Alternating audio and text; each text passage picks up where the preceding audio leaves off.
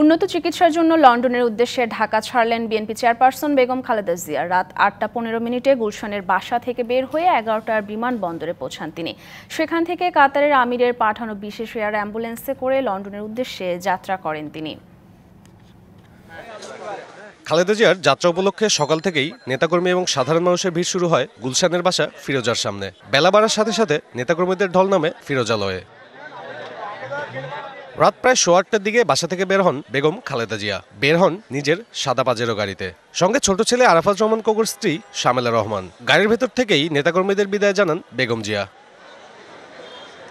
পরে গুলশান, বনানী, কুর্মিচলা, খিলক্ষেত হয়ে বিমানবন্দরে পৌঁছে লাখো মানুষের ভালোবাসায় সিক্ত বেগম জিয়ার গাড়িবহর। এই সফরে চিকিৎসক সহ তার সঙ্গী মোট 16 জন।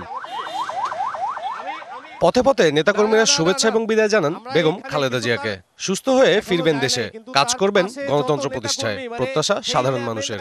আসুন, আপনাদের কাছে অনুরোধ জানাই, মানুষটির জন্য আসুন, আমরা সবাই মিলে দোয়া করি যেন তিনি আবার সুস্থ হয়ে আমাদের মাঝে ফিরে আসতে পারেন। বেগম খালেদা জিয়া এত বেশি অসুস্থ ছিল, মৃত্যুর সঙ্গে পাঞ্জা লড়েছে। আমরা আশা করছি যে উনি আগের মতো সুস্থ হয়ে দেশে ফেরত আসবেন এবং আগামী দিনে দেশ পরিচালনার দায়িত্ব নেবেন।